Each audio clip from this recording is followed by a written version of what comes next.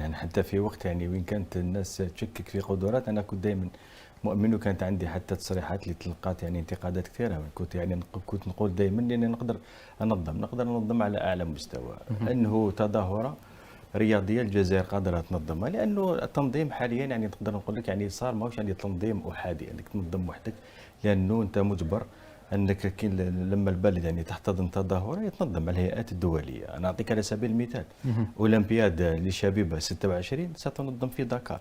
هل السنغال عندها اكثر ولا اقوى منشات ولا حتى بنيه تحتيه من الجزائر؟ انا اقول لك لا، لا وبقوه وبشده، مع كل احترامي لدوله السنغال الاصدقاء.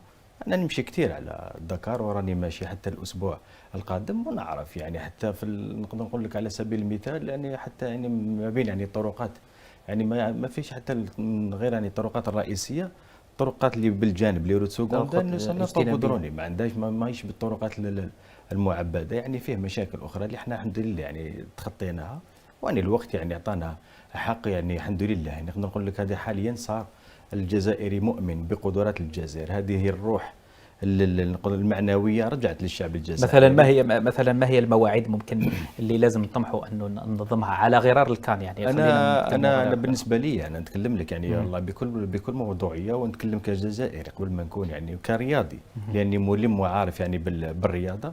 انا نظن انه الحق الوقت وين الجزائر تتقدم يعني بملف تنظيم كاس عالم، ولما لا؟ لانه عندنا من القدرات، بلد نقدر نقول لك خلاب. تنظيم كأس العالم يكون طبيعة ساحرة. يعني الجزائر وحدها ولا تقدم ملف يعني شوف الجزائر مشترك؟ تقدر الجزائر وحدها ولا تقدر بملف مشترك. واحنا الشيء الافضليه كي نقولوا ملف مشترك يعني ماهوش بالضروري انك تكون حتى مع بلدان الجوار.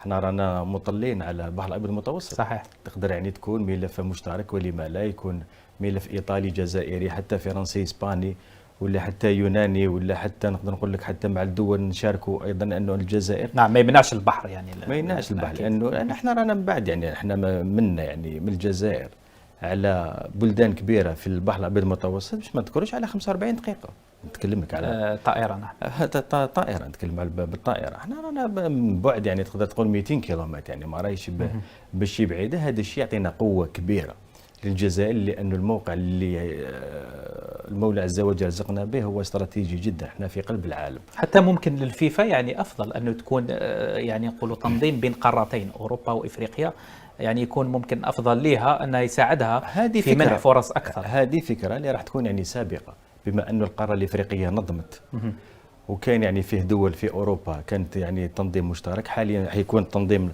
المونديال القادم في امريكا راح يكون ايضا مشترك، لما يعني تكون ايضا فكره.